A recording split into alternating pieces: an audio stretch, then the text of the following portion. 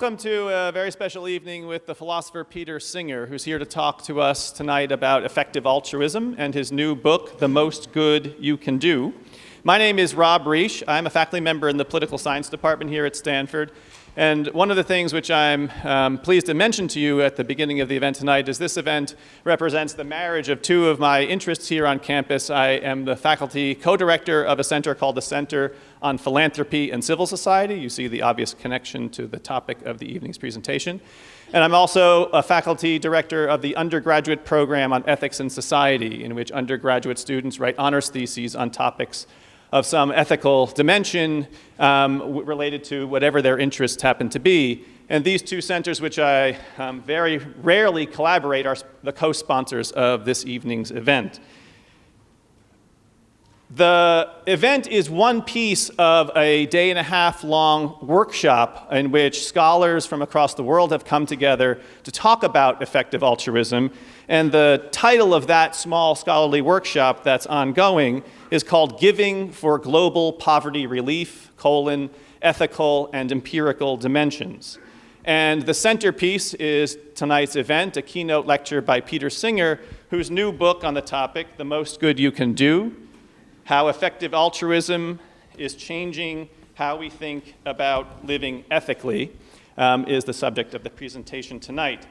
I want to mention just a few things by way of introduction. The material that Peter will present tonight is going to be the centerpiece of a discussion in a magazine called The Boston Review, and that will come out in the summer, in which some of the participants in the conversations that are being hosted on campus over the day and a half will be respondents to Peter Singer's work, and there will be a final reply by Peter Singer. There are flyers outside offering you a complimentary issue of Boston Review. And if you wanted to get a look at what a debate between Singer and his critics looks like after seeing the conversation on stage today, you might pick up a flyer and ask for a complimentary issue. I want to just mention the format of the evening for you to let you know what to expect. I'm going to ask an undergraduate honors student named Salil Dudani to come out in just a minute to give a formal introduction to Peter Singer. And then Peter will present for, roughly speaking, 45 minutes. And he's got a slide presentation, which you'll be able to see here. There are two microphones set up on either side. And at the end of his presentation, we'll have questions and answers. I only ask that if you choose to ask a question, you ask a brief question and that you actually make it a question rather than a statement. At 8:30 sharp, more or less, we'll end, and Peter Singer will let him go outside where he'll be signing books. The book here is for sale, and he'll be at the table outside for you to interact with him for a brief minute and get your book signed if you wish. Okay, so let me give an introduction now to Salil Dudani. Salil is a senior here at Stanford. He's majoring in philosophy and obtaining a minor in economics, and as I mentioned, completing an honors thesis in the Ethics and Society program. The topic of his thesis is something central to the topic of Peter Singer's discussion tonight, which is how to understand the extent of our duties to assist other people in desperate circumstances, and in particular, in desperate poverty. How demanding, Salil wants to know, are the reasons that Singer and others offer that bear on us to give up our time and our money to assist others who are desperately badly off. Salil comes from Orange County, California. He completed one of the underappreciated and best intellectual opportunities here at Stanford in his freshman year called SLE, Structured Liberal Education. Some SLE folks are here. He was elected to Phi Beta Kappa in his junior year. He has done really fantastic work in student government in the ASSU, where he's led work campus-wide on channeling students into social impact careers. Last summer, he worked in the Public Defender's Office in Washington, D.C., which was the source of his new interest in criminal justice reform. And just last month, he was awarded a John Gardner Fellowship, which will fund him for a year's worth of work at an organization this coming year after his graduation to continue his work on criminal justice reform. So please welcome Salil Dudani.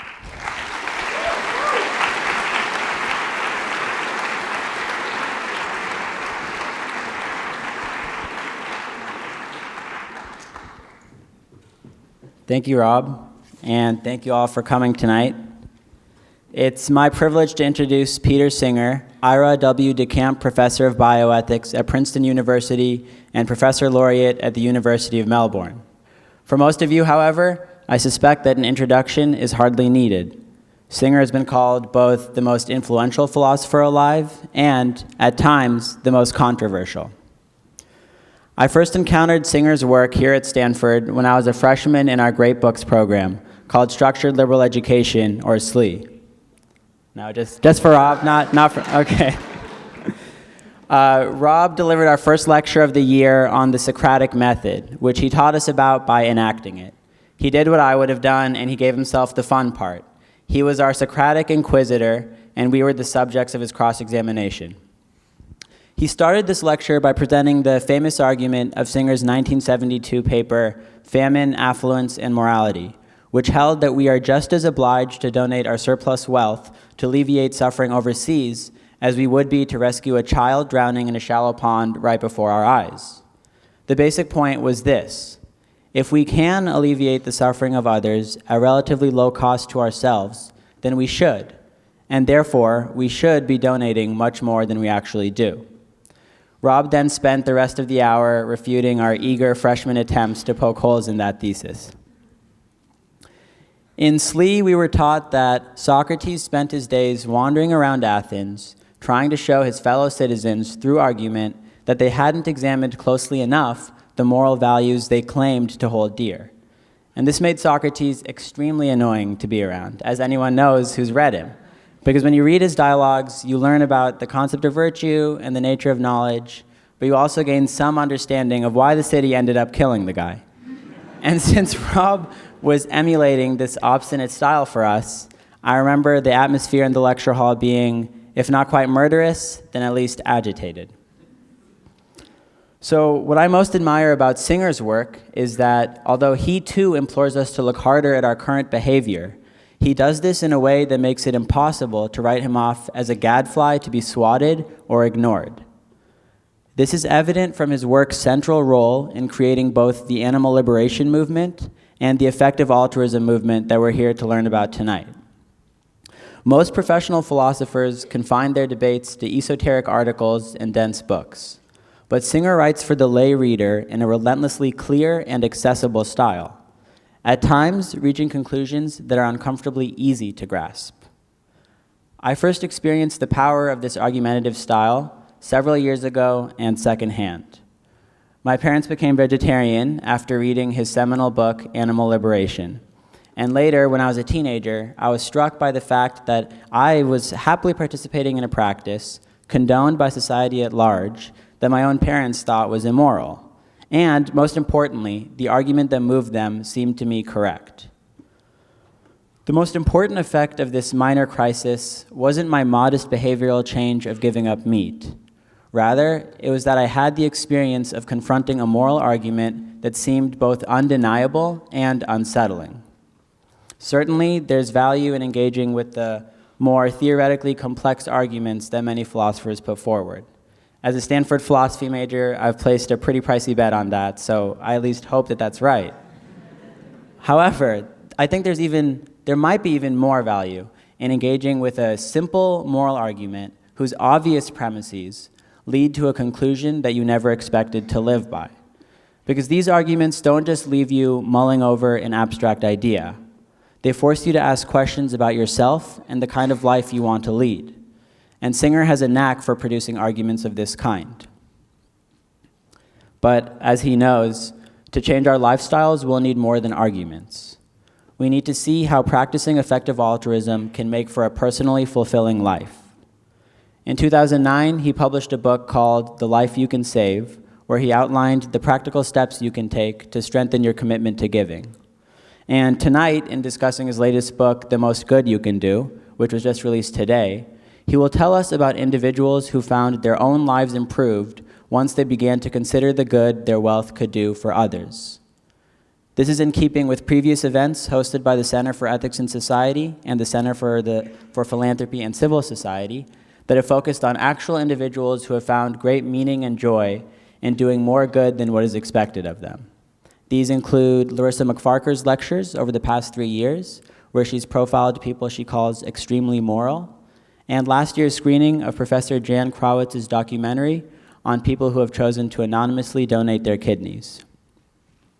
Finally, if you leave tonight's event wanting to engage further with the idea of effective altruism, I encourage you to check out the Stanford Effective Altruism group.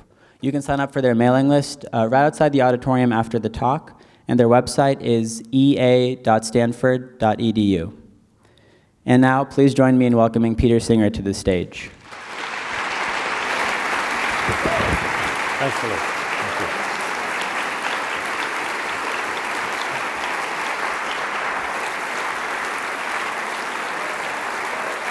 Thank you. Thank you.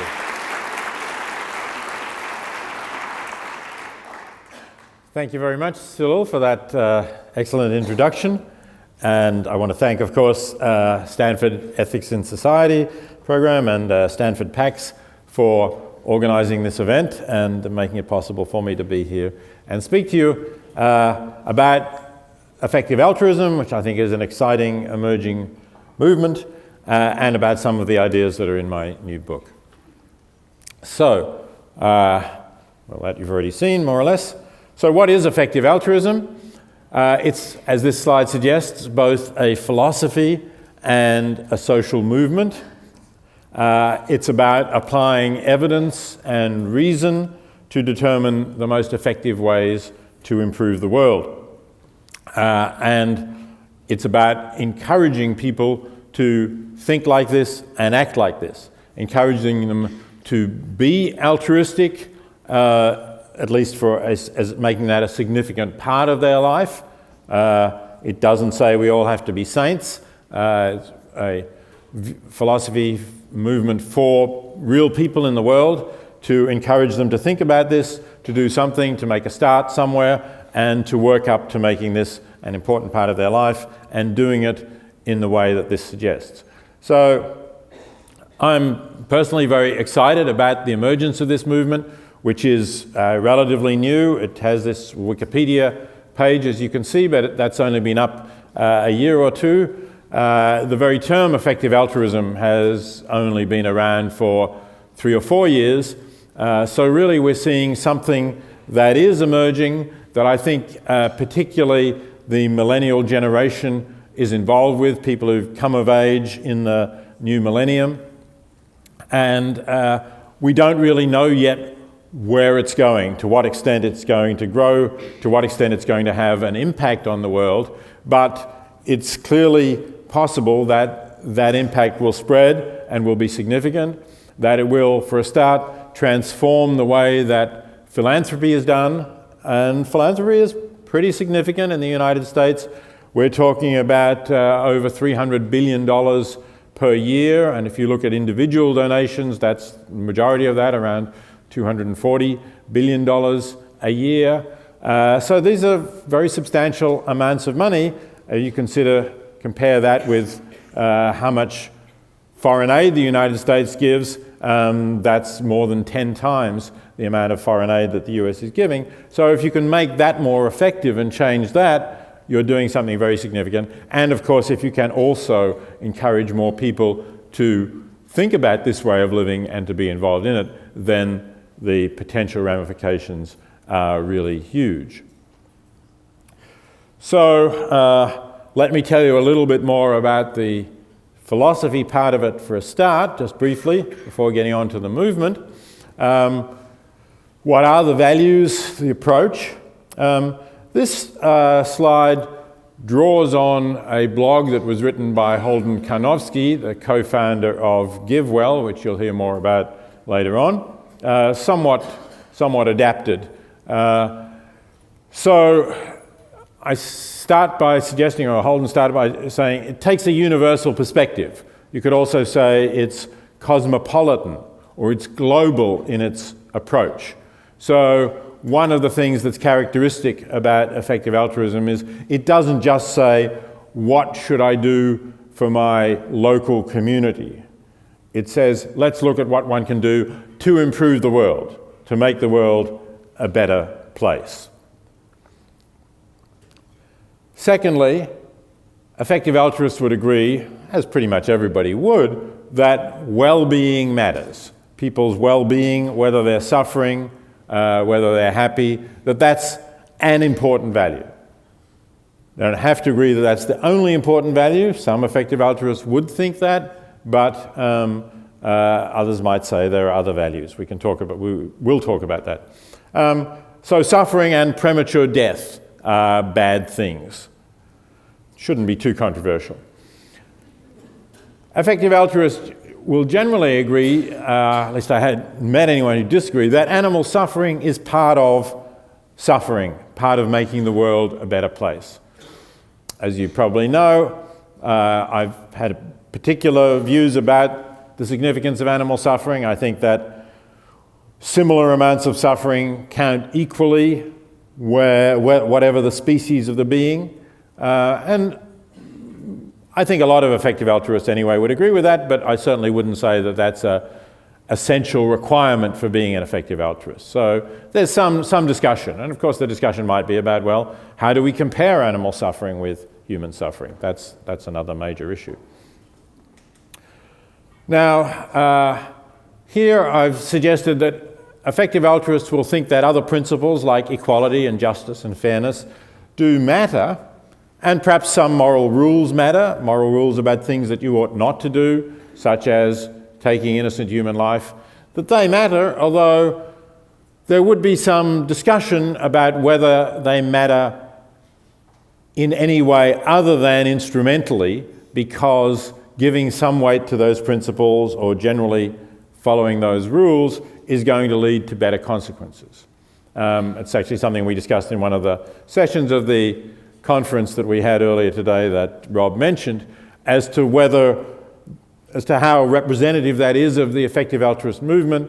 The view that I would take is certainly you don't have to take the view that these principles are only of instrumental value to be an effective altruist. I think the movement is broad and would include people who have both the instrumental view and the intrinsic as well as instrumental view about the value of these principles, although some of the decisions that you have to make certainly become more complicated if you multiply the number of intrinsic values that have to be balanced.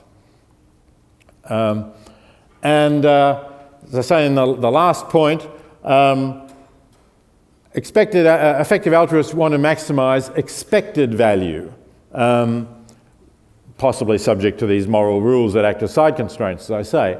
But very often, you can only say, if you may embark on a course of action hoping that it will achieve some good, but you can't be certain that it does. And the way effective altruists think about that would be to say, well, a certainty of doing something that will yield 10 units of good, let's just say for the sake of argument we can quantify, it might be saving 10 lives or something like that, is equivalent to something that has a 10% chance of saving 100 lives, and so on. So you have to discount the good you're trying to achieve by the probability of achieving it to make some of the decisions about what really are the most effective ways of achieving the values that we have here. Now, I just want to say a little bit more about this taking the universal perspective. And perhaps I've got this slide because I'm a fan of Henry Sidgwick. Those of you who've studied philosophy may know that Henry Sidgwick was the last of the three 19th century utilitarians, Jeremy Bentham, John Stuart Mill, and Henry Sidgwick. But he's certainly the least read of the three of them. That's because he wrote this large book, The Methods of Ethics, which is a very careful philosophical work. I don't think you can really say the same about either Bentham or John Stuart Mill's writings on utilitarianism, much as I admire both of them, but Sidgwick is far more careful in his approach and paid the price in terms of not being so widely read.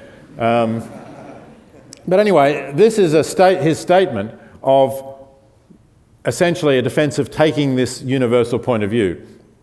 He calls it the point of view of the universe, and he then puts in parenthesis, if I may say so, to indicate that he's not really suggesting that the universe actually has a point of view, but as an imaginative exercise, we can take the point of view of the universe, and when we do, he suggests, we see that the good of any other individual matters just as much as my own good, and here's one of those careful qualifications he always makes, unless there's special grounds for believing that there's more good to be realized in the one case than in the other. For example, that one being has a greater capacity for experiencing happiness than another, which might be the case in terms of the difference between humans, normal humans, and some non-human animals, for example. So, but otherwise, if we have no reason to believe that, then, yeah, my good is important, but so is the good of you and you and you, and outside this auditorium, so is the good of any American or any Bangladeshi or any Malawian. If quantities of, the well-being is similar, we have no reason to say that mine is more important than yours or theirs. So that, I think, is the kind of attitude that effective altruists would typically defend, and which Sidgwick defended at some length in that work. Okay, now let me move on to a few people involved in the movement as it's developed of effective altruism. Here's Toby Ord, who I regard as a very influential figure in getting it established as an organized movement. Toby was a research fellow, was a graduate student at Oxford at the time when he started this organization, Giving What We Can. And as you can see here, he took a pledge to live on a pretty modest sum. In fact, he originally started out with less because he was a graduate student on a scholarship earning £14,000 a year, and he felt that he was living quite adequately on that. So one day, he's also had a background in mathematics, and one day he decided to do a few sums and think about, suppose that he did live on 14,000 for the rest of his life and gave away the rest. How much would he be able to give away? And he was assuming he was just going to be an academic in England, not particularly well-paid sort of profession. But he calculated, I think if I remember rightly, that he would be able to give away £1.5 million over his earning career. And then he divided that by how much it costs, there are various estimates around, to either prevent somebody becoming blind, which is most cost-effectively done by treating a disease or a small parasite called trachoma, which is the most common cause of preventable blindness in the world, or by performing cataract operations on people in developing countries who couldn't afford it. And he calculated that he could either save or restore the sight of 80,000 people with the money that he would be able to donate by living on that modest amount. And he thought that's really a pretty impressive thing to do with your life, to say there's 80,000 people around whose sight has been saved or restored, let's say, depending what age they are and so on, maybe you're giving them an extra 20 years with sight rather than without for 80,000 people. That's a huge benefit. And so he decided to take that pledge. I think the amount here, I guess, is inflation adjusted by the time he got around to taking it, and he continued to do that, so it's not a fixed sum. And he felt he could live well on that and give away the rest, and he decided he should tell other people about these possibilities, because most people don't realize how much good it's possible to do while still living a reasonably comfortable life. So he founded Giving What We Can for that purpose, and you can take a look at their website if you want to know more. And he's now a research fellow at Oxford, and I just put in that he is married and has a mortgage just to show that he's a normal sort of person. His wife has taken a similar kind of pledge, incidentally, as well, so it's not like he's supported by a high-income wife, and therefore it's easy for him. Okay, here's someone else also coming out of the Oxford background, Will MacAskill, who helped Toby to found Giving What We Can, and started thinking about career choices that people could make, and decided that it would be good for there to be a source of advice on people who want to choose their career in order to do the most good, in order to live the best life. And when he looked around, there wasn't very much systematic advice on that. And the advice that was around was, the fairly obvious sort. Well, you could become an aid worker, or you could get a medical degree and treat people in developing countries. And Will, thinking about that, thought that there were other options that were not really being canvassed that ought to be canvassed, and I'll come to those in a moment. He's now a junior research fellow in philosophy at Cambridge, and he's also the author of a forthcoming book called Doing Good Better. My book was actually, the working title was Doing the Most Good. So it looked for a while as if there were going to be two books out with very similar titles. Then my editor at Yale was driving behind a Salvation Army truck which had across the back of it, Doing the Most Good. So he Googled this and discovered that it's actually a registered Salvation Army slogan. So we had to change the title, and in a way it's a good thing that we don't have two books with such similar titles. I think Will's book is going to be out in June or July, I'm not quite sure. I've benefited from looking at the proofs just recently, and I certainly can highly recommend that you get it when it does come out.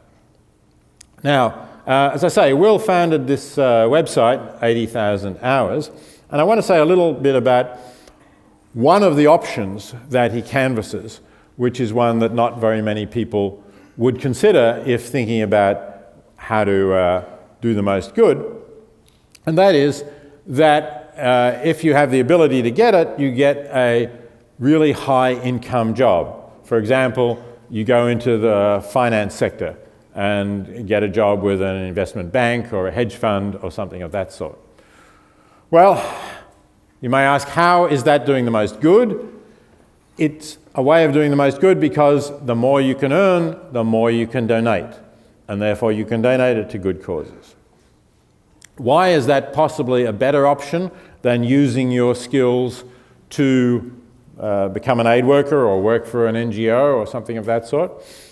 Will's thinking on that goes like this. Suppose you apply for a job with Oxfam, let's say. And let's suppose you get the job. Obviously, if you don't get the job, it's not relevant. But let's suppose you get the job. How much good have you done or will you do through those years? Well, it's not that everything that you do can be seen as good that would not have happened if you hadn't got that job.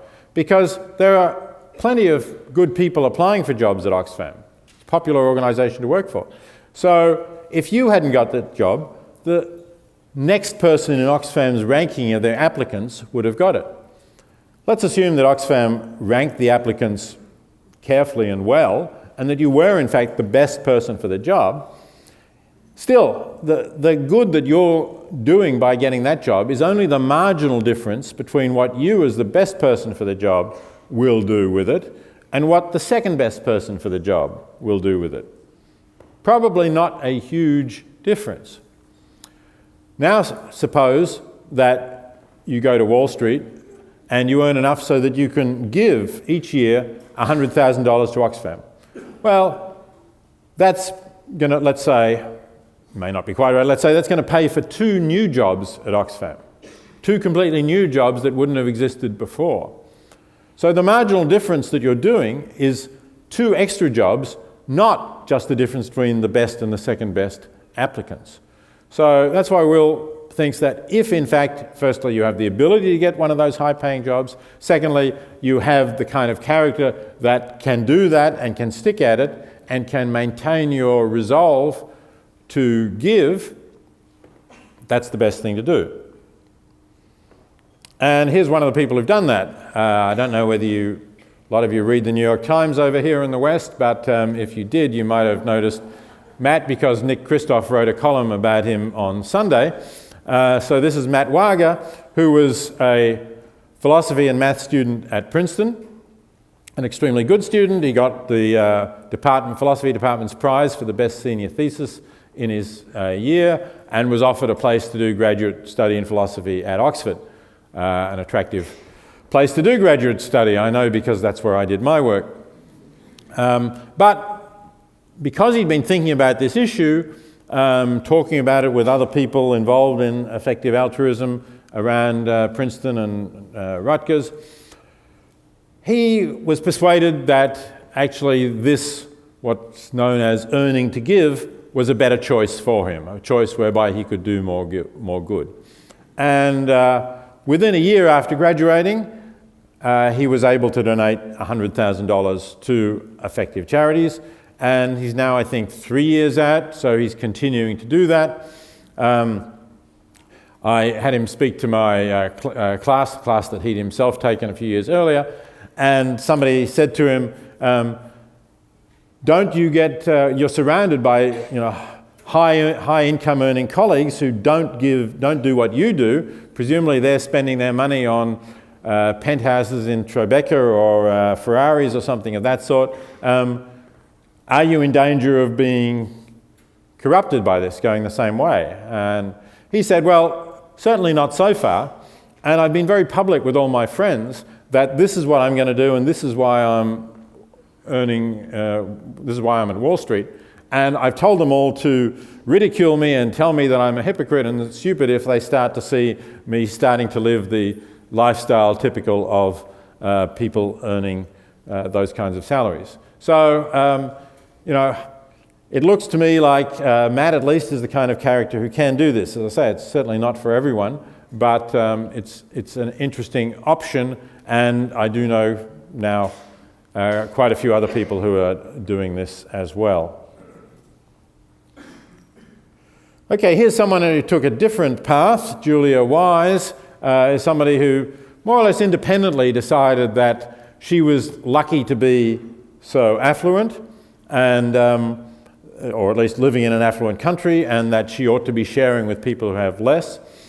So she and her partner, Jeff Kaufman, started giving money away in a somewhat similar way to Toby, in that they'd felt in graduate school that they were perfectly happy, that they had enough, and they didn't really need to scale up when they started earning more, and that they could give more away. So even on a very modest income, she showed that it's possible to give away a lot. And if you want to have more details about that, I do write about her in The Most Good You Can Do, but I'd also recommend that you look at her blog, Giving Gladly, which both describes how she lives and the choices she makes and why she thinks it's a good choice to make. So it's another option, living modestly at whatever profession you think, and giving away a lot is certainly another possibility. All right, so those are some of the people in the movement. But I want to talk about the question of how we choose what cause we're going to give to. So I've talked about making the world a better place, but how do we decide what it is to make the world a better place? And it's at this point, I think, that the potential of effective altruism to really change philanthropy can be seen. You have to know a little bit about where philanthropy is at the moment and the kinds of things that it talks about in order to see that.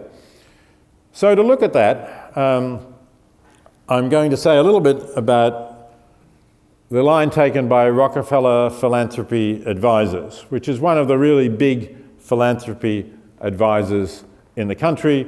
According to its website, they've advised the disbursement of more than $3 billion. So it's not that I've picked on some little sort of small philanthropy advisor that's out of the mainstream. This is very much mainstream. So if you go online, you can find this page called Your Philosophy Roadmap, which says giving away money is simple, giving money effectively is an entirely different matter. That I certainly totally agree with and endorse.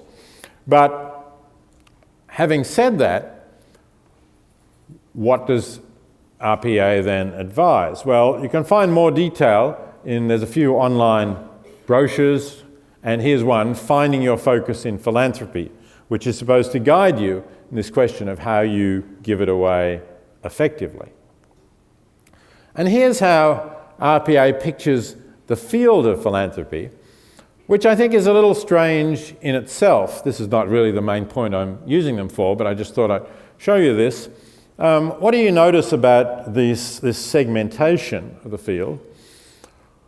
One thing that I noticed, but this is perhaps particularly me, where I'm coming from, is where do charities that seek to help animals fit into this picture? It's really hard to see how they fit into it at all. Some of them will fit under environment, wild animals, but most of them won't. The largest amount of animal suffering caused by humans is caused in factory farming. Organisations that are trying to expose factory farming, alert people to it, get people to boycott it, don't really fit under environmental organisations. So it's hard to see that they fit anywhere here at all. But a second point that's perhaps more relevant to some of the things I'm talking about is that there's nothing about helping the global poor specifically here.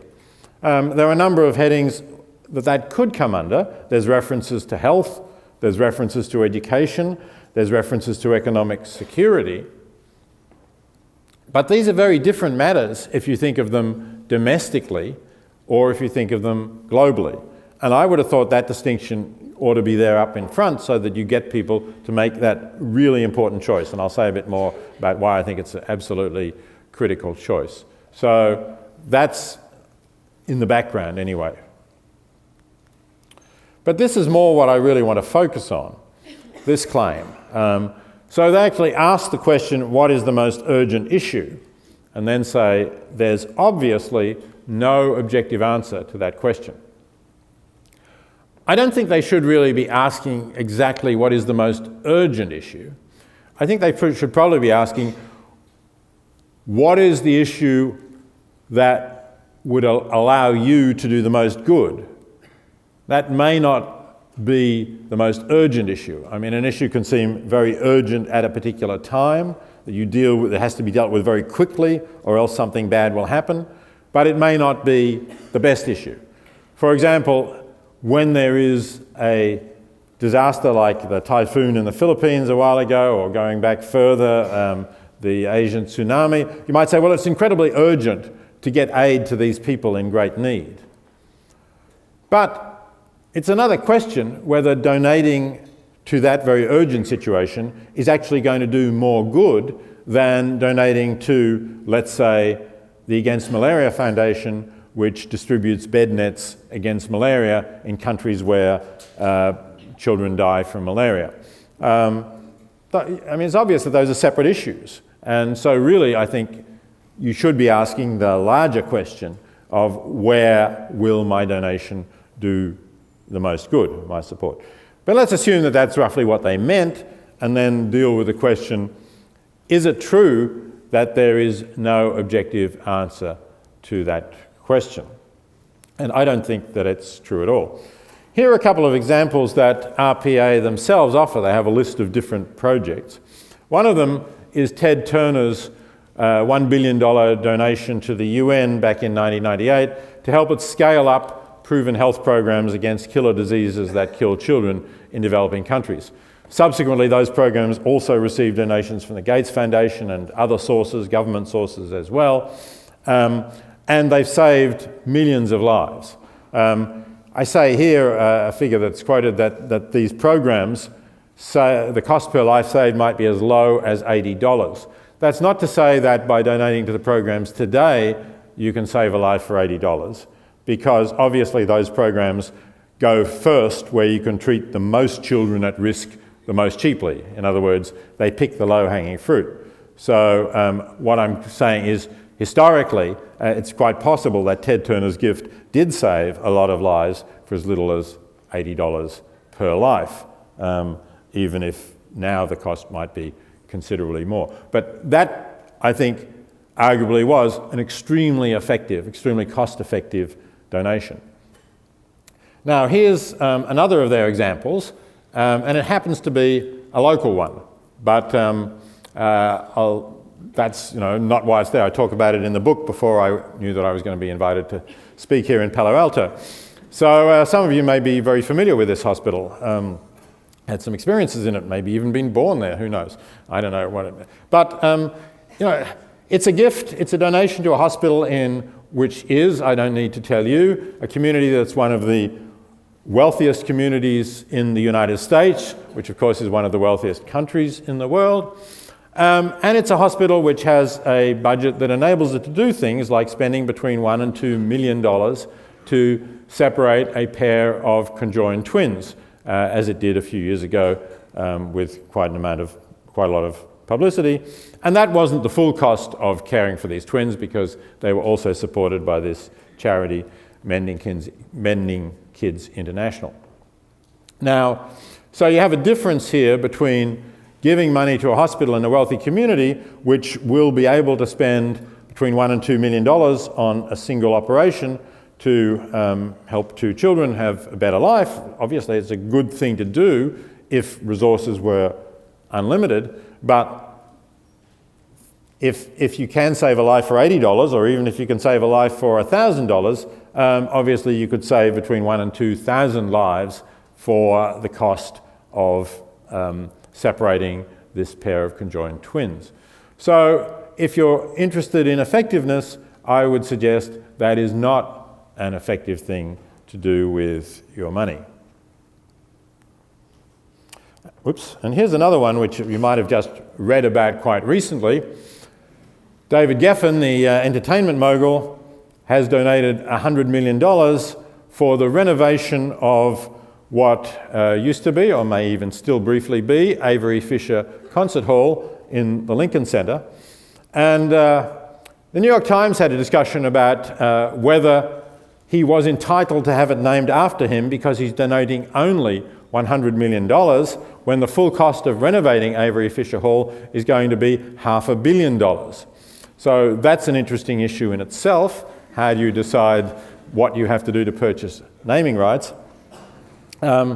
Incidentally, another little side comment on this. In order to do this, the Lincoln Center had to pay off the family of Avery Fisher to the tune of $15 million to be prepared to give up, or promise not to sue, I guess, if the name of the hall were changed. So actually, the Lincoln Center benefited only by $85 million from Geffen's gift, it seems. And he was prepared to spend $15 million, or to have $15 million not go to a good cause at all, in order to have it named after him. So you might say it's not exactly altruism either, but I'm focusing here on the effectiveness of it. It seems very difficult to see that putting $100 million to pay for 1/5 only of the renovation costs of a concert hall for the generally pretty wealthy people who are patrons of the Lincoln Center is, again, the best possible thing to do with your money. So think about, let's go back to the example that Toby Ord started with about blindness. So here's a clinic treating trachoma in Africa. As I say, the figures vary about what it may cost, but if you say $100 to prevent a case of blindness caused by trachoma, then for $100 million, obviously, you could prevent 1 million people from being blind. Trachoma is a slowly developing form of blindness. It's not like these kids would immediately go blind and be blind for the rest of their lives. If their trachoma were not treated, their vision would gradually blur, and given their life expectancies, probably about the last 15 years of their life, they would be completely blind. So it's 1 million times, it's 15 million life years of blindness, if you like. And I find it very hard to see that forcing the people who go to the Lincoln Center to have an unrenovated concert hall is in any way going to be something that you would weigh in the scales equally with that. But some people say, why not do both? I've had this kind of thing said to me often, but this is just a very recent example of it. It's from the comments to that column by Nicholas Kristof that I just mentioned that appeared in the Times only 4 days ago. And so I thought this was a nice way of putting this point. This person known as Evan says, what about improving all areas of human experience? playing off one area that needs more money versus another is a false choice. Both arts and treatment of human illnesses are worthy of support. Well, unfortunately, it's not a false choice, right? I mean, I don't think you have to be an economist to know that everybody's resources are limited. Even David Geffen's resources are limited. It's true that he's a billionaire. It's true that he could still give $100 million to treating trachoma or anything else. But having given $100 million to the Lincoln Center, that is still $100 million less that he has to give away to other causes. And for those of us who aren't billionaires, of course, we feel it even better. We can't write a check for everything that is in our bank account and then say, oh yes, and by the way, I'm going to do both. I'm going to write another check for everything that is in my bank account, and I'm going to send that to a different charity. We do have limited resources. We do have to make choices. Of course, you could divide what you're giving to half, but the question still is, why would you do that? Why wouldn't you decide which is the most cost-effective charity, which is the one that will do the most good with your money, and as long as they have room for more funding, which unless you're extremely wealthy, they probably will, give it all to them. All right, let me talk a little bit about effectiveness, why it matters and how we measure it. So I mentioned Holden Karnofsky before, the co-founder of this organization, GiveWell. GiveWell was founded by Holden and Elie Hassenfeld, I think about 2007 or 8. They were working for a hedge fund at the time when hedge funds were going really well before the recession. Yeah, so I guess it must have been 2007. And they were earning a lot of money, still in their 20s, so were some of their colleagues. And they talked about, we don't really need all this money, we could give some of it away. So then people said, all right, fine, good idea, where should we give it? And they talked a little bit about that, and they realized they didn't have a lot of information about where would be a good place to give it. So they sort of divvied up the task, and each of them decided to write to a favorite charity and say, show us what you would do with our donation if we were to give you, say, $10,000. To their surprise, because these were hedge fund analysts who were used to analysing corporations for whether the fund should invest, pretty detailed quant types, to their surprise, they got no useful information at all. They got glossy brochures of happy, smiling kids saying, you know, give to us, we will treat these kids, we will do this for them, we will give them an education or whatever. But there was no real indication of what you were going to get for a particular sum of money. There was no evidence even that this would generally work. So they tried to go more deeply into this. They called up companies. They made it clear that they were serious about giving substantial sums, and they still got really no useful information. In fact, you know, one charity said, when they said, so how do you decide which programs you're going to fund? One charity said, that's confidential information. I'm not going to tell you how we make these decisions, obviously not interested in transparency. Another charity started to get suspicious that they were from some rival charity that was going to somehow steal their good ideas about which are the best programs to fund. So eventually, Holden and Elie decided to set up this organization that would actually try to get this information and make it public. And some of the other people in the group agreed to fund them, to give them some seed money to get them going. So that started GiveWell, and it has made a big difference to effective altruism because it's made it possible to say you can get information about some organizations that's really been thoroughly researched, that these organizations are effective. Before there was GiveWell, there were sites like Charity Navigator, but sites like that actually really only give you fiscal information about charities. So basically they were really the thing that people went to Charity Navigator and probably still do go to Charity Navigator for is how much of their revenue goes to administration and fundraising as distinct from programs. And then people would look at that and they would say, well, I'll give to this organisation because only 10% goes to administration and overheads, whereas with this organisation it's 20%. Obviously not as good an organisation. Well, think about that, and that's just not going to be always true. In fact, probably, quite possibly not even often true. Because it might be that the organisation that spends only 10% has cut its staff so much to the bone that it can't monitor its programs or even carefully choose which are the best programs to fund. So sure, 90% of your donation will go to programs, but those programs may be largely useless. Whereas the other organisation, with twice as much spent on administration, is more careful about its programs. Only 80% goes, but let's say those programs get twice the value, or perhaps even 10 times the value per dollar. So it's obviously a better organisation.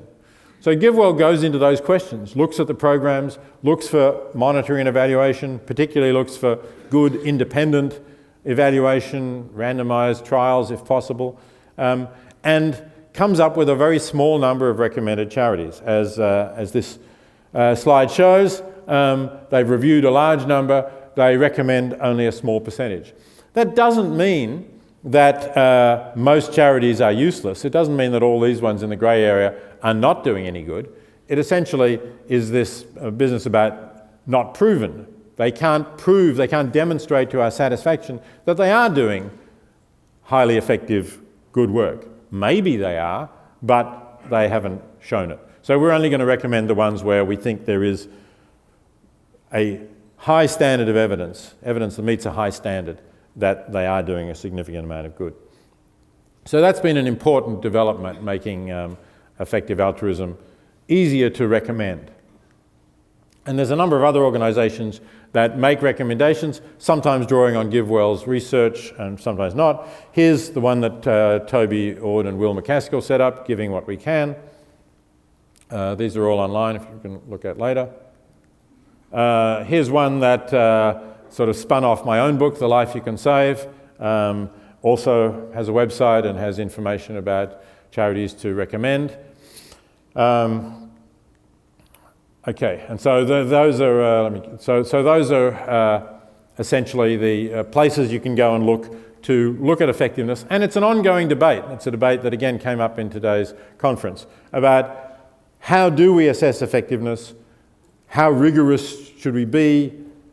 Should we insist on a very high standard? Are there other things where you can't do randomized trials like advocacy for the global poor that are still worth supporting? And if so, how do you know? Those are questions that I discuss further in the book. I want to make sure we have plenty of time for questions, so the last section of my talk, just briefly, is to look at motivation, because effective altruism, I've talked about effectiveness, but it is about altruism in a certain sense. But it's not about altruism in the sense that effective altruists should feel every day that their lives are a lot worse because they're effective altruists than they would have been if only they'd never stumbled across this idea of effective altruism in the first place and had been able to just spend all their money on whatever they felt like and enjoy it. Some people think, that if you're actually finding what you're doing fulfilling and rewarding, then you're not an altruist. I don't want to use the term that way. I want to use it in a broader sense, say that if you are motivated by the idea that you are doing good to others, then you're an altruist.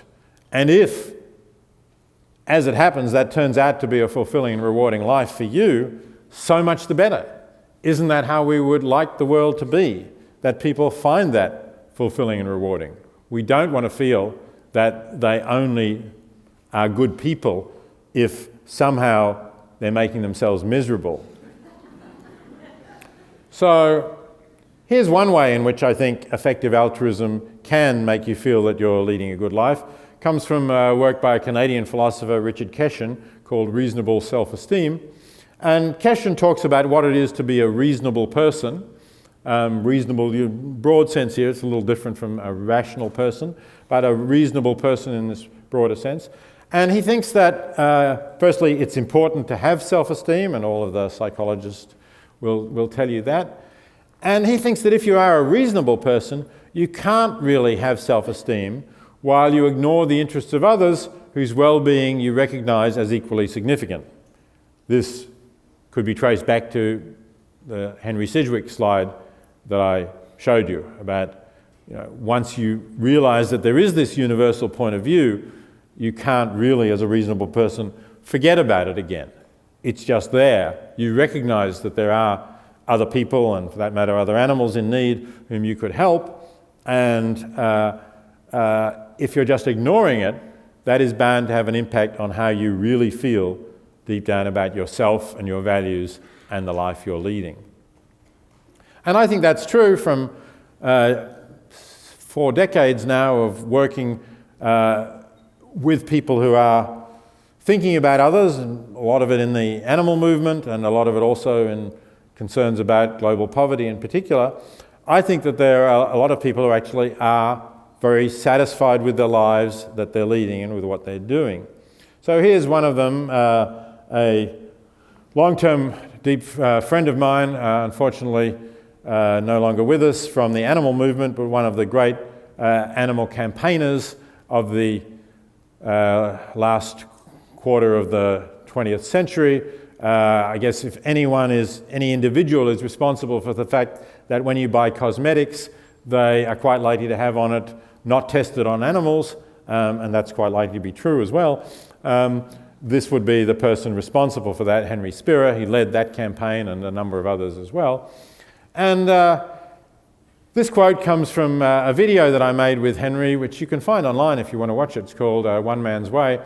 It's on YouTube. When he was dying and knew he was dying.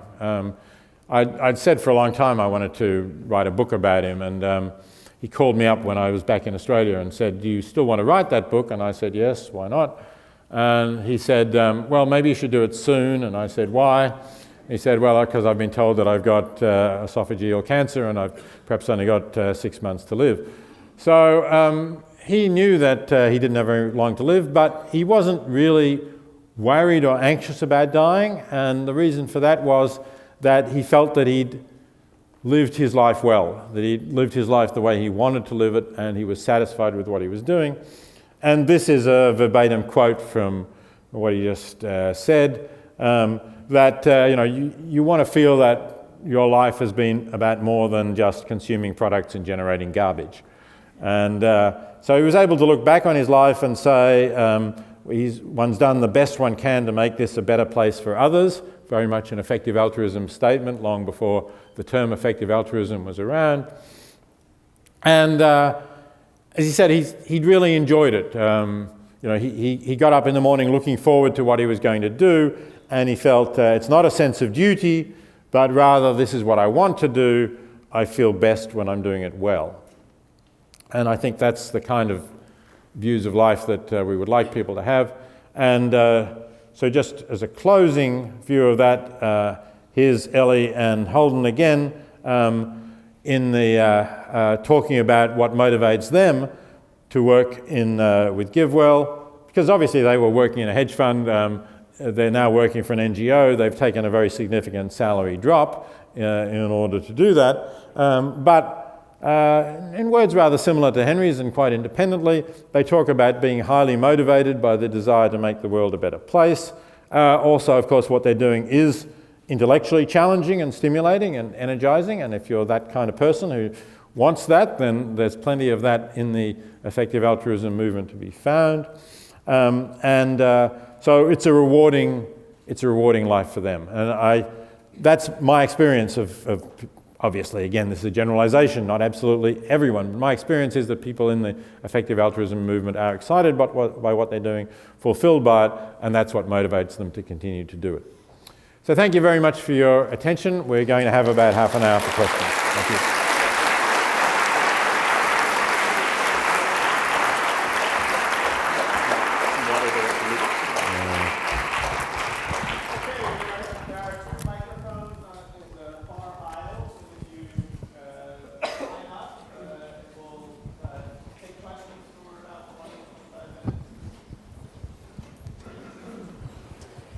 Yep, I'm ready to go.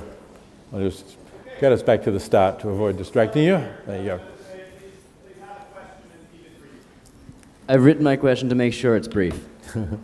How do you determine the good of either alleviating suffering in the moment versus finding a sustainable solution to prevent the suffering from happening to others in the future? One example being spending $1 towards HIV medication now, or spending $1 towards developing an inoculation where the person who has it now may die. Okay, so I don't discount the future. Some economists in the room might disagree with that. Of course, you can discount the future in various ways, like for the fact that if you don't spend the money now, you're going to get an interest on it, things of that sort. But I don't discount the future intrinsically. I think that a year of suffering prevented in 2015 is not worth more than a year of suffering prevented in 2100. What is true, though, is that there may be uncertainties that come into looking at the long-term future. So the example that you mentioned includes one uncertainty, that is, suppose I give for research for a anti-HIV vaccine, how do I know whether that is likely to be successful and whether my donation will make any difference at all? Maybe I'll give it to research team A, and eventually a vaccine will be discovered, but by research team B that would have reached that discovery at exactly the same moment, whether I'd given to A or not.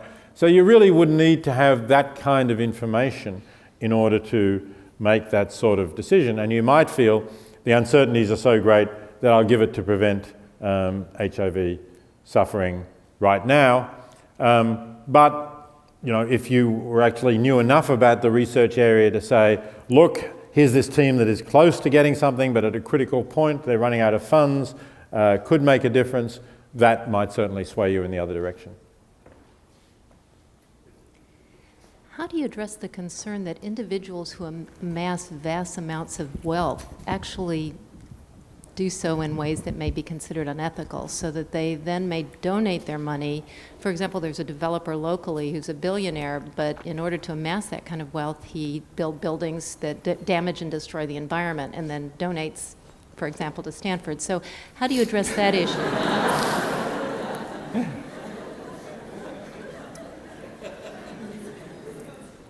Okay, I think I understand the question. There's a sense in which you want to say what's past is past and can't be undone. So generally speaking, I would say if somebody amassed money in a way that you would think would have been better if they hadn't, it's still a good thing if they then use that money to do something good with it. And whether donating to Stanford is the best thing to do or something else they could have done, I won't comment on that here. But normally I would take the money. Now there are exceptions to that. If people are trying to get a good PR image for something and they're still doing things, so if, for example, this lecture was sponsored by the tobacco industry and I had to appear there with a tobacco company's logo behind me, I would not have wanted to do that because it would have suggested that the tobacco industry is a socially acceptable industry to do. But I would certainly want to work to stop people doing things that are not sustainable or bad for the environment or obviously going to cause millions of people to die through inhaling an unhealthy product. But I think in a way that's largely an independent question from what they ought to do with their money. I'm forward-looking in that rather than backwards-looking. Thanks for your talk. You've mentioned that, or you've acknowledged the uncertainty inherent in both measuring cost effectiveness and in defining well-being and things like that. And given that people have a wide variety of motivations for altruism, some people may not be motivated by cost effectiveness. And so in a sense, do you think it might not be more effective, in a way, to motivate people to give to a wide variety of organizations to sort of ameliorate the risk that maybe the organizations you thought were effective weren't, and also to just get more people donating in the first place, including those who may not be motivated by cost effectiveness? Yeah, I think it's probably true that effective altruism is never going to be universal, even within the people who donate. So I think that it maybe takes a certain kind of person to be prepared to think about effectiveness in this way. And there are a lot of donors who do not, and they will probably continue to donate to various causes that they're donating to, which in some cases will still be reasonably effective, and in some cases, unfortunately, will be quite ineffective. I hope that to some extent we can get, what the movement will do will get a lot more of them to look at effectiveness, at least to some extent, and will also force the charities to become more effective and more transparent about their effectiveness, because large sums of money will be flowing to the more effective charities. So that's what I meant when I said I hope that the effective altruism movement will shift the whole sector, even if there are still going to be some people who are going to do things that are more emotionally driven. But it's not necessarily a good thing that they do that. It will depend on what kinds of things that they're actually giving to. And after all, given that charitable donations are tax deductible, the taxpayer is picking up, depending on the income level of the donor, a significant slice of what's happening. And if it's a completely ineffective charity, then it's actually a bad thing that people are giving to it, because now some of our tax dollars are going to a charity that's not effective at all. So I wouldn't just say that the more people giving and the more money given, necessarily that's a good thing, irrespective of any standards of how effective the charities that they're giving to are. Hi, thanks so much for your talk. This is in slightly a similar vein to the first two questions, but I think different enough to still warrant asking it.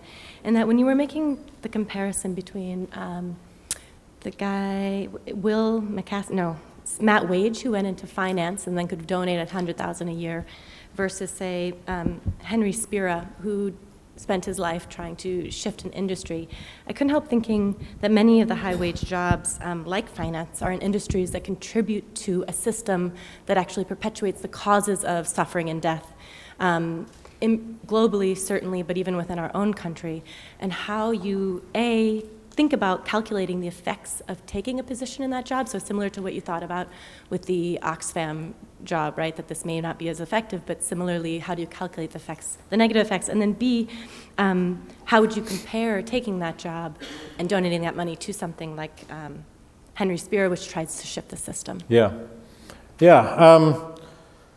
a very good question, and it may be that not all of you will like the answer that I'm going to give. But I think that you have to look at the difference that you're making. So just as if you don't take the job at Oxfam, the second best candidate will get the job, so if you don't take the job at the investment bank, the second best candidate will get the job. They almost certainly will not be donating half of their income to effective charities, but they're quite likely to be doing at least as much harm as you would have done in the job. In fact, quite possibly they will do more harm because they don't have the ethical approach that you do, and you may be able to have some sort of braking effect. At some point, once you've been at the company for long enough, when they are raising funds to, let's say, do a mining project that is going to dispossess the local people and where the profits are going to go to the corrupt dictatorship, you may say, look, maybe this is a bit beyond the pale, do we really need to raise money? And perhaps because you're doing that from the inside, you'll have some impact, whereas the other person might not have cared about that at all. So that's the view I take, and as you can perhaps see, it's kind of a consequentialist view. I'm looking at the consequences of what you're doing. Now, some people might say, well, you're still complicit in the harm that you're doing, that your company does, and you shouldn't. I can understand that people take that ethical view, but as I said, I'm more focused on the marginal difference that you make, both in the good that you can do and in whether you're actually going to do more or less harm than the person who would be in your job if you didn't take it.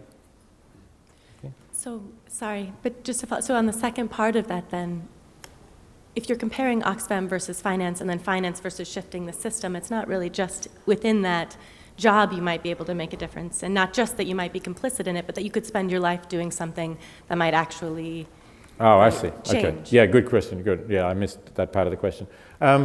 And yes, and in a way my answer is similar to the question about HIV and the inoculation program. If you have a strategy that gives you some chance, and it might just be a very, very small chance, of really making a difference to the economic system, which will lead to large-scale improvements, making the global economic order more favorable for developing countries, for example. That obviously would be a wonderful thing to do. That would probably help hundreds of millions of people, lift them out of poverty if you could do that. And if you really think that you have a strategy that you can work with others in order to achieve that, sure, I would say go for it. I wouldn't. It's one of those things. It's a high risk, high payoff strategy. It's not for everybody, but I certainly admire people who are prepared to take that risk. Thank you for the talk. My question is, you've painted a fairly strong picture of contrasting people who have an emotional response and maybe would like to give money to someone who they can see, and people who are motivated more by logic and by numbers and want to know that their money does the most good possible. And one solution to that is trying to get more people who have an emotional kind of attachment and want to see the person who they're helping and encourage them to take a larger view and a more logical view.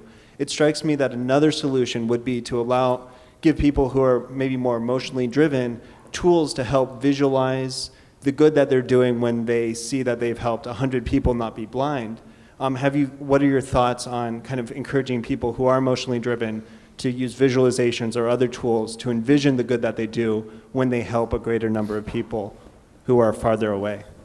Absolutely, I think that's a great thing to do, and I'm hoping that we are now getting the technology to make that possible.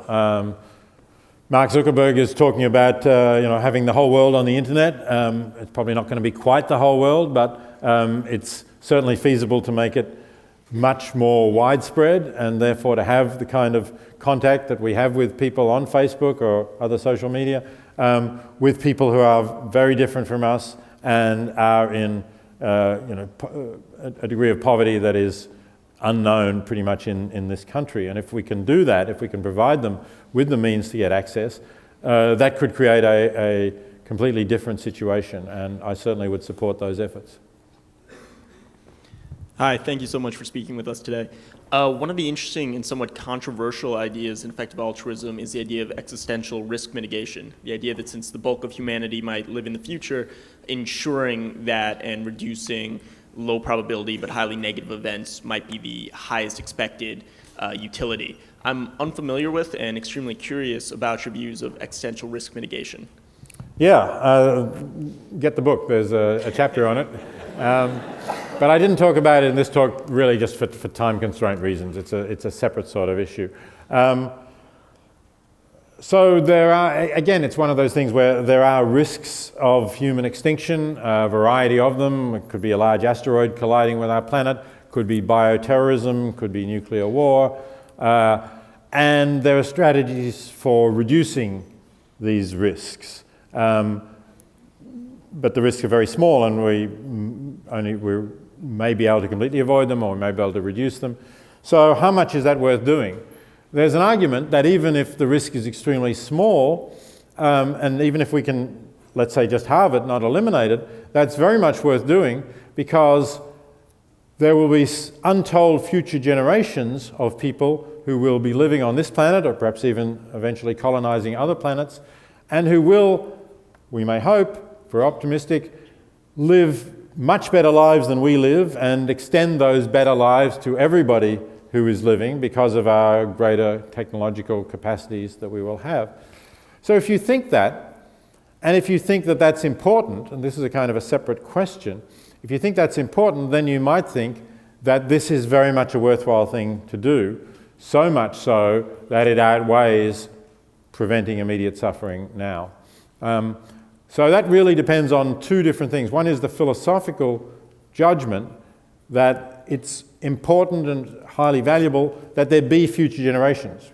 Because some people will just say, look, I care about suffering to beings who exist, but these beings, if, let's say, an asteroid does collide with our planet and wipes us out, in another 100 years, these people will never have existed. So it's not as if they'll have missed out on something or that they'll have suffered. They just won't have existed. And some people think for that reason it doesn't matter, and other people think, oh no, that's quite wrong. It's important that there should continue to be intelligent life that can live rich and fulfilling and rewarding lives. So you have to decide where you are on that question, and you have to decide that there is something that we can do that can reduce some of these risks. And on some of these, this is quite practical. The asteroid collision one, NASA is already looking at likely asteroids that have paths that could come close to us, and then we would have to develop the techniques to deflect them off that course, but that doesn't seem impossible. Others, at the further end of speculation, people are talking about the singularity, about artificial intelligence taking us over and being unfriendly to humans, and do we have any way in which we could actually prevent that? How would we do that? Those are more speculative questions that, if you know about that area, look at Nick Bostrom's book Superintelligence, which discusses some of those calculations. Yes, so arguably every additional year that a human lives, they're having more of an environmental effect on the world, the negative, whether you're vegan, environmentally conscious, et cetera. So I was wondering if you can comment on, especially here in Silicon Valley, the research that wants to invest money in extending people's lifespans beyond, let's say, 120 years, and factoring in what that might mean for investing in populations that might not even expect to live to be 40.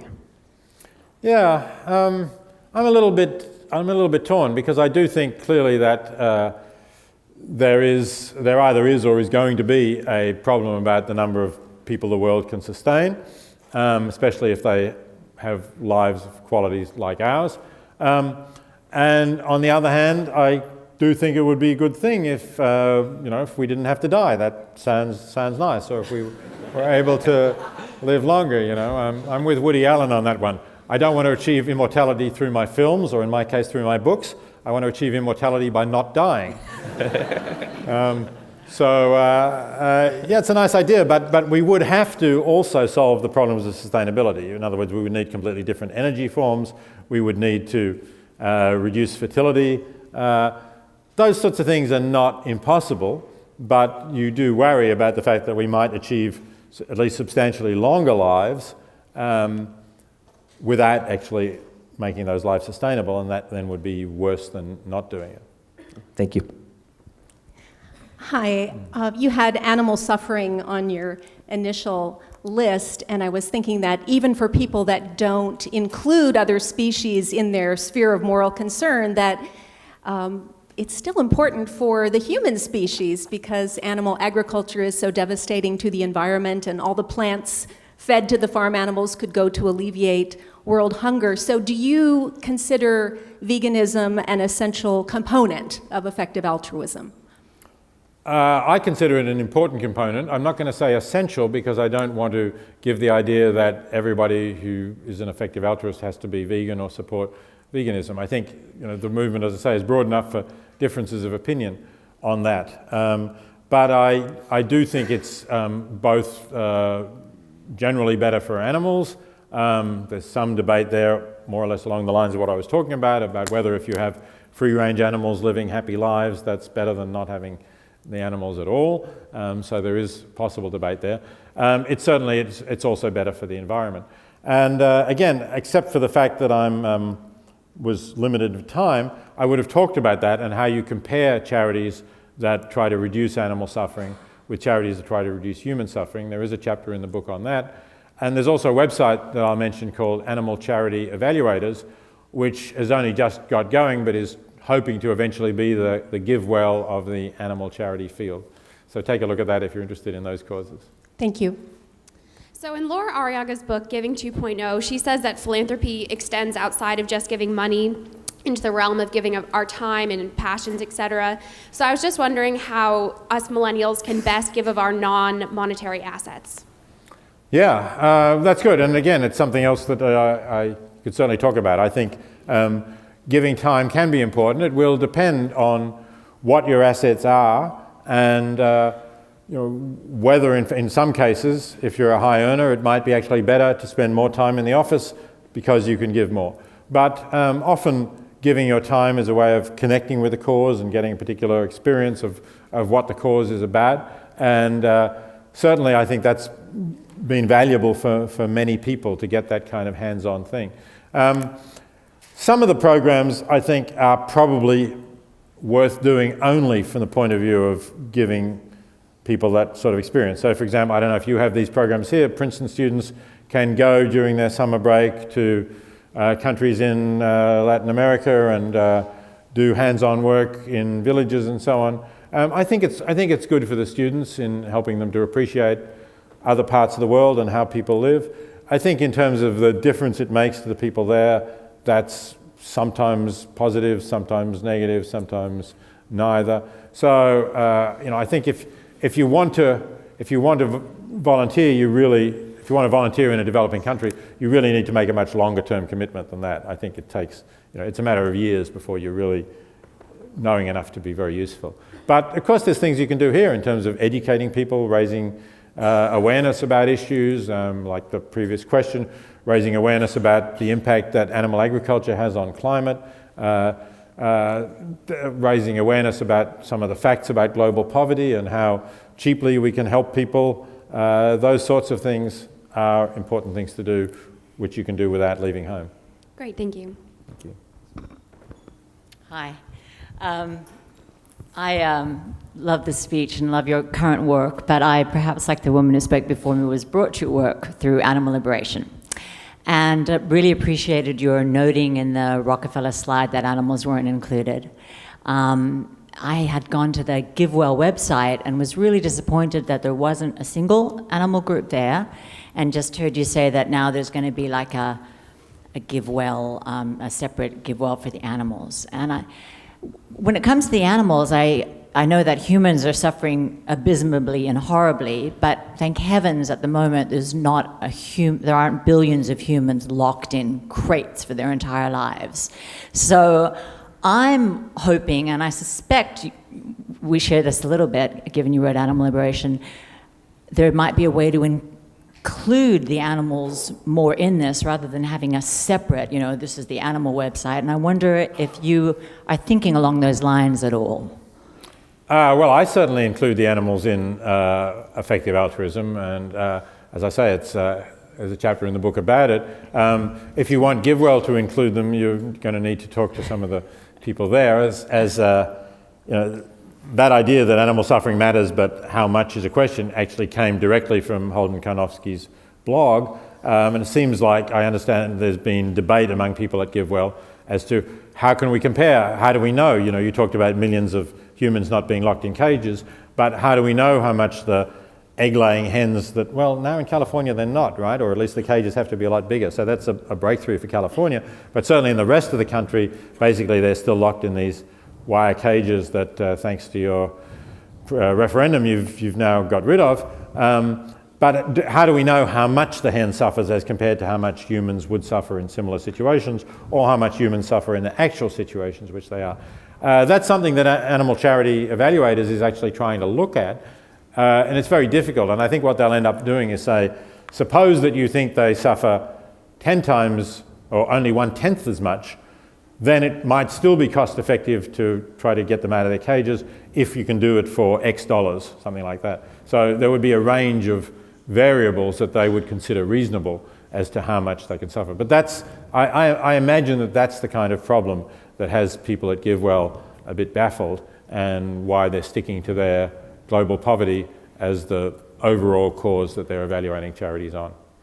But I don't know whether there's anybody here from GiveWell who would like to comment on that, actually, because there was certainly somebody in the smaller conference we had today. Anybody here want to from GiveWell? Yeah. Hi, Alex. Yeah. We're not necessarily planning to add animal welfare charities to the top charity site, but we're interested in animal welfare issues, particularly factory farming, under the rubric of Open Philanthropy Project, which is a sort of newer, more exploratory, higher risk stuff. And it's definitely something that we think is a high priority and we're working on. Great, it's good to hear. Thanks very much. You've had your answer. Let's make this the last question.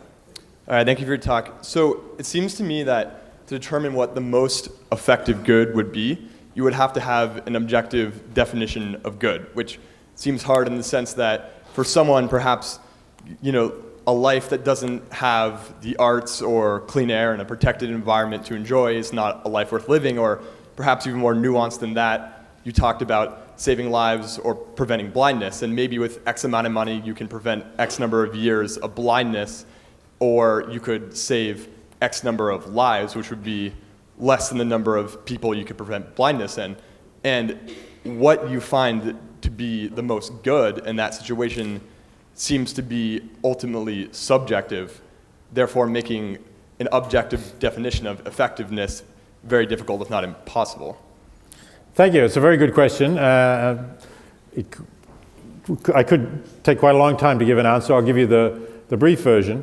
There are really two different things in what you said. One is, how do you compare blindness and saving lives? And the other was, how do you compare things like blindness and saving lives on the one hand, and life without the arts you mentioned, or clean air on the other. So just within the health sector, which includes the saving lives and blindness, there is already a lot of literature on exactly that question, because when governments allocate funds to healthcare, not so much in this country, because the myth that governments don't ration healthcare prevails in this country, and therefore they don't actually openly address this question, but of course they have to do it for Medicare and Medicaid.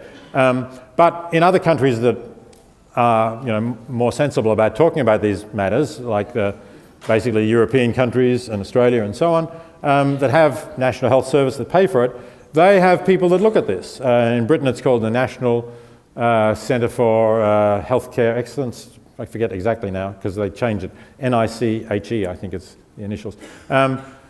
National Institute for Clinical Health, I don't know, whatever. So, there are people who try to study this in various, essentially by asking people to choose. This is sort of a branch of health economics. You try to get people to choose between, for example, 1 year of life in full health with your sight and 2 years of life blind. And if they say, I'll have the 2 years of life blind, then you say, well, what about 1.5 years blind? And so you find where their point of indifference is, and that gives you a weighting for how they consider blindness as compared to death. And it's not a perfect method, but it's being further refined and used, and I think in principle that's a question for which there's an answer. The question about very different values, like preserving the environment, let's say preserving endangered species or something like that, or for that matter the arts, are more difficult. I put the Rockefeller slide up which said there's obviously no objective answer. I think that statement is false, because I don't think it's obvious. It's certainly, there would be many philosophers who would argue that there is an objective answer. And for example, the objective answer might be that well-being is the only thing that matters. The fact that a species is endangered doesn't mean that its well-being is different from that of a similar, more plentiful species. So the only well-being that's affected is that of humans, who might regret the fact that we can no longer see this particular species because it's become extinct. Well, in principle, you could apply that method that I mentioned before to how much this will affect the well-being of humans. But other people will say, no, these are quite different values, they can't be traded off. It's a really difficult philosophical question, but it's also very hard to say they can't be traded off at all, because surely we don't want to sacrifice the well-being of everyone in the world to preserve the last 100, whatever they might be, condors, let's say. We put a bit of money into saving the condor a while back.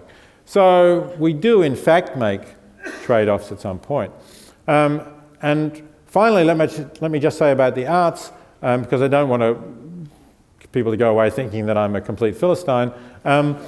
It's not that I think there's no value in the arts. I think that actually having the ability to express yourself artistically is something that's pretty universal among humans, and it's something that we certainly ought to be able to do. It's rather that I'm critical of large sums of money being spent on this, which I don't think really makes a big difference in the end to how well we're able to satisfy that desire for self-expression and artistic expression. So today I used the example of improving the Lincoln Center's concert hall. I've also used elsewhere the example of buying a small Madonna by the Sienese painter Duccio, which the Metropolitan Museum in New York did a few years back for $45 million, and comparing that. So, it's those kinds of very large expenditures. I don't think it would have made a huge difference to the happiness of the world if the Met didn't have the Duccio. There's so many great paintings in the Met that I don't think, the qualitative difference it makes to your visit to the Met is not really going to be very noticeable. So, and some other gallery presumably would have bought it anyway. So that's just wanted to make my position on the arts clear. Thank you. Thank you. Thanks very much. Thank you.